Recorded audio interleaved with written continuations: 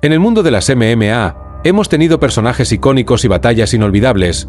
Hoy recopilaremos momentos de peleadores con físicos pasados de peso, extraños o excesivamente altos en las artes marciales mixtas, que, para bien o para mal, nos han brindado momentos espectaculares. Como en este vídeo quiero ir de peor a mejor, es imposible no empezar con Gian Silva, el gigante que competía en lucha libre, y un día decidió pasar a los golpes reales iniciándose en el mundo de las MMA. Pese a medir 2,18 m, sus rivales lo finalizaban con bastante facilidad, acabando su carrera con 2 victorias y 6 derrotas.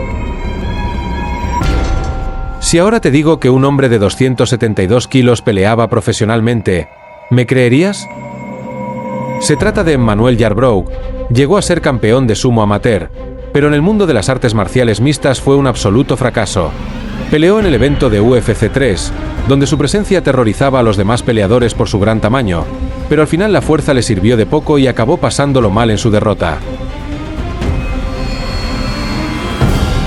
Su palmarés en este deporte fue muy pobre, con 2 derrotas y tan solo una victoria, la cual consiguió asfixiando a su rival dejándole caer todo su peso encima.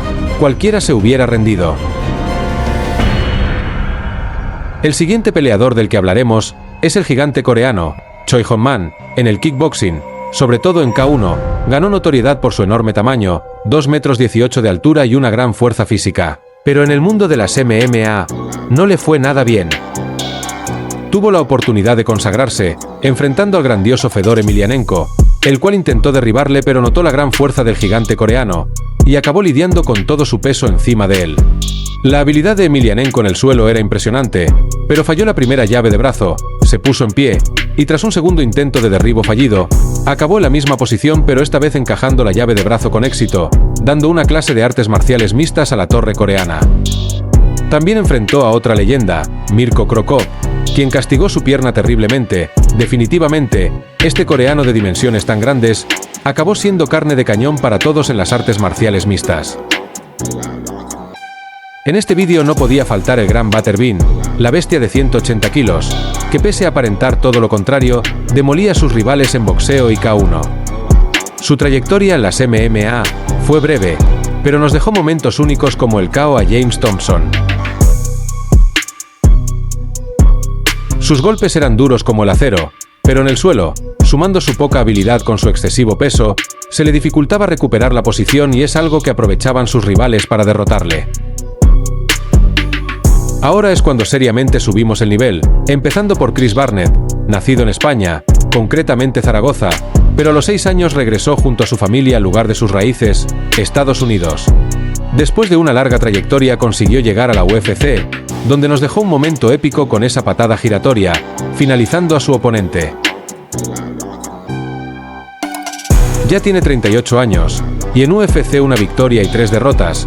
Debería pensar en su retiro, pero es todo un mérito lo que ha conseguido en su trayectoria. Pero si la carrera de Chris Barnett fue larga, para nada se queda corta la de Roy Nelson, un veterano en este mundillo, que, con ese aspecto y esa barriga cervecera, era un peleador temido y poderoso por sus manos pesadas. Nelson ganó a nombres de mucho peso, y después de tantos años peleando, aún le quedaban fuerzas para seguir. Y al ser liberado de la UFC firmó un contrato en Bellator, donde se pudo notar su desgaste, la edad y los golpes no perdonan, y en 2020 se retiró. Otro peleador que dentro de UFC tuvo una trayectoria larga fue Stephen Struve, un gigante de 2,13 m. Recordado por ganar a peleadores de gran nombre, como Steve Miocic en el segundo asalto, siendo esa la pelea de la noche.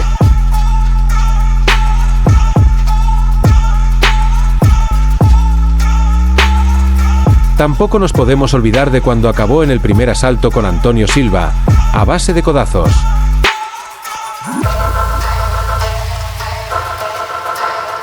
Su palmarés tuvo victorias muy importantes, también derrotas que siempre recordaremos como el KO de Mark Hunt, que, literalmente le apagó los plomos. En el mundo de la lucha, hay factores muy importantes como la mentalidad, la estrategia, la técnica, la experiencia y el corazón. La estética del físico no es lo importante, ya que, En el mundo de las MMA, la apariencia puede dar a entender que los peleadores más pesados no son rápidos, pero no siempre es así. También hay gente que piensa que un físico muy delgado es una muestra de debilidad, como por ejemplo con Sean O'Malley, que al principio fue objeto de burlas por su apariencia tan flaca. Desde que entró en la UFC, ha callado muchas bocas, demostrando que está a otro nivel, y que el físico no es lo más importante, llegando a obtener el cinturón de campeón, el cual le arrebató Merab Dvalishvili. Entre muchos peleadores aparentemente fuera de forma, es imposible dejarme fuera de la lista a Tai Tuivasa, un peleador destructivo del que puedes dar por seguro que, si acertaba bien un golpe, ponía a tambalear a cualquier peso pesado.